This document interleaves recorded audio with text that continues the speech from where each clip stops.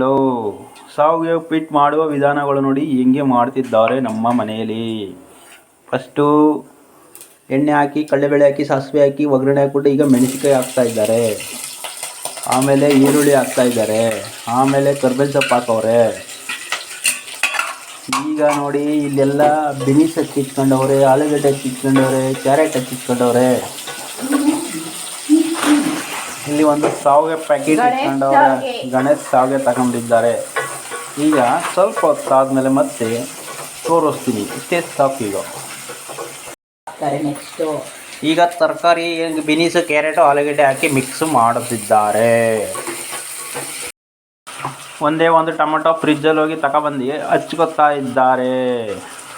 ಆದರೂ ಹೆಂಗೆ ಹಚ್ಕೊತಾ ಇದ್ದಾರೆ ಅಂದರೆ ಕೈಯಲ್ಲೇ ಕಟ್ ಮಾಡ್ತಾವ್ರೆ ನೋಡಿ. ಎಲ್ಲ ಹಲ್ಗೆ ಮಡಿಕ ಕಟ್ ಮಾಡಿದ್ರಿ.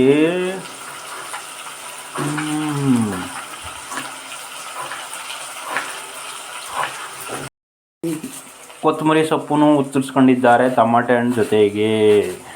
ಕಟ್ ಮಾಡಿ ಒಂದು ಬಟಲಲ್ಲಿ ಹಾಕುತ್ತಿದ್ದಾರೆ. ಟೊಮೊಟೊವನ್ನು ಹಾಕಿತ್ತಿದ್ದಾರೆ. ಶಾವಿಗೆ ಉಪ್ಪಿಟ್ಟು ಮಾಡಿದ ಜೊತೆಗೆ ಕೊತ್ತಂಬರಿ ಸೊಪ್ಪನ್ನು ಹಾಕಿದ್ದಾರೆ.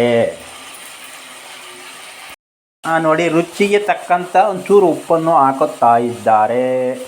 ಮುಚ್ಚಿ ಇಟ್ಟಿದ್ದಾರೆ. ಎಲ್ಲ ಆದಮೇಲೆ ಸ್ವಲ್ಪ ಮುಚ್ಚಿ ಇಟ್ಟಿದ್ದಾರೆ. ಅದೆಲ್ಲ ಚೆಂದಾಗಿ ಬೇಯಬೇಕು ತರಕಾರಿ ಎಲ್ಲ. ಅದಕ್ಕೆ ಬೆಂದಿದೆ. ಸ್ವಲ್ಪ ನೀರನ್ನು ಹಾಕುತ್ತಿದ್ದಾರೆ. ಎಷ್ಟು ಬೇಕಷ್ಟು ನೀರನ್ನು ಚೆಂಬಲ್ಲಿ ಅಳತೆನೇ ಮಾಡಿಲ್ಲ, ಹಂಗೆ ಕಣ್ಣಲ್ಲೇ ನೋಡಿಬಿಟ್ಟು ಹಾಕ್ಬಿಟ್ಟಿದ್ದಾರೆ.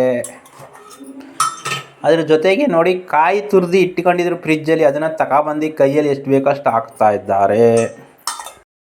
ನೋಡಿ, ಶಾವಿಗೆನ ನೀರಲ್ಲಿ ಹಾಕ್ಬಿಟ್ಟು ಜಾಲಿಸ್ಬಿಟ್ಟು ತಗೊಬಂದು ಈಗ ಪಾತ್ರೆ ಒಳಗಡೆ ಹಾಕ್ತಾ ಇದ್ದಾರೆ. ತರಕಾರಿ ಎಲ್ಲ ಹಾಕಿ ಬೇಯಿಸಿದ್ರಲ್ಲ, ಅದರೊಳಗಡೆ ಹಾಕಿದ್ದಾರೆ.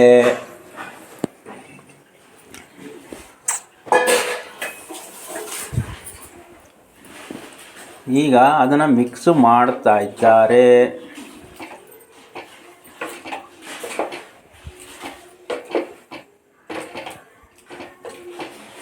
ಈಗ ಮಿಕ್ಸ್ ಆದಮೇಲೆ ಒಂದು 2 ನಿಮಿಷ ಮುಚ್ಚಿ ಇಟ್ಬಿಡ್ತಾರೆ. ನೆಕ್ಸ್ಟ್ ನೋಡಿ, ತಟ್ಟೆಗೆ ಹಾಕ್ಬೇಕಾದ್ರೆ ತೋರಿಸ್ತೀನಿ.